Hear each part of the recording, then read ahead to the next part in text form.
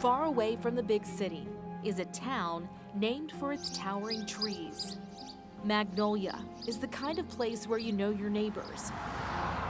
Nearby, the Texas Renaissance Festival comes to life every fall, and it's home to a mystery. We miss her horribly.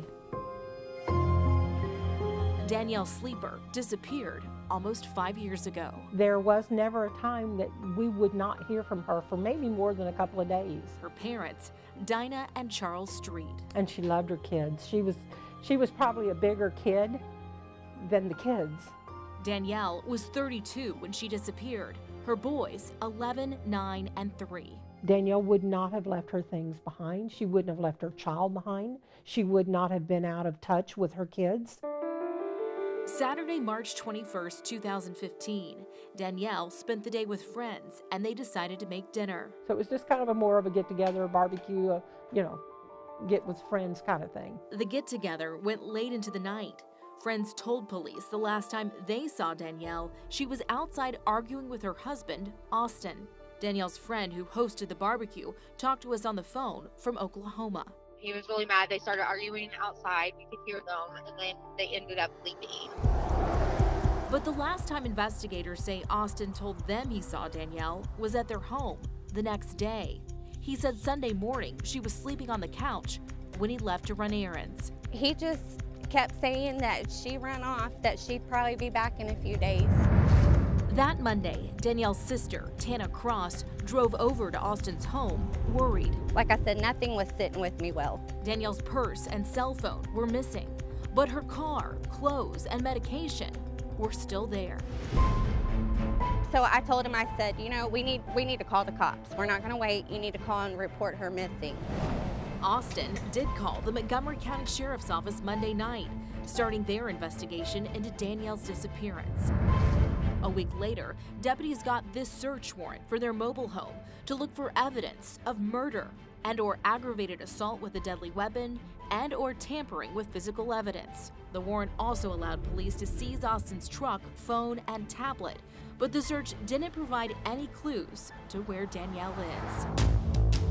In the weeks that followed, hundreds of people volunteered to canvass the woods. We had flyers out everywhere, really out pounding the pavement on four-wheelers, on foot. They searched from the air. On the ground, Texas EquiSearch even used sonar equipment underwater. Danielle's friends and family have spent hundreds of hours searching the woods. They found things like a purse, cell phone, and shoes, but none of them turned out to be Danielle's. It's exhausting mentally, obviously physically, and we won't stop until we have answers, until we bring her home, until we find out exactly what happened. But despite their best efforts, almost 5 years later, no one knows what happened to Danielle. Can you see anything in there? No, don't see anything.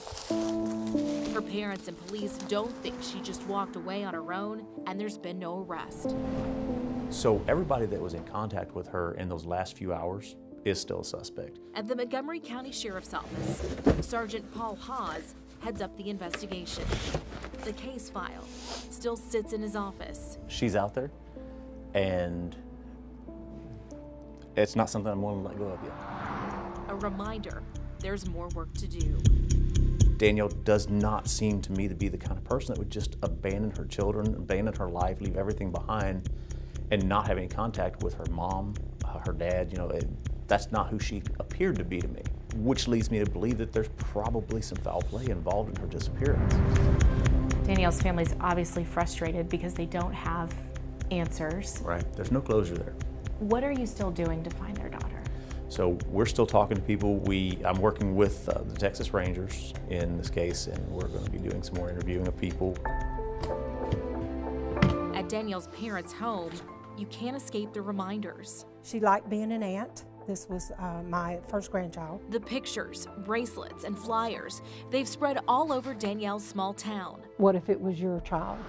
Tell us what you know. Hoping someone will come forward and help bring this mother of 3 boys home.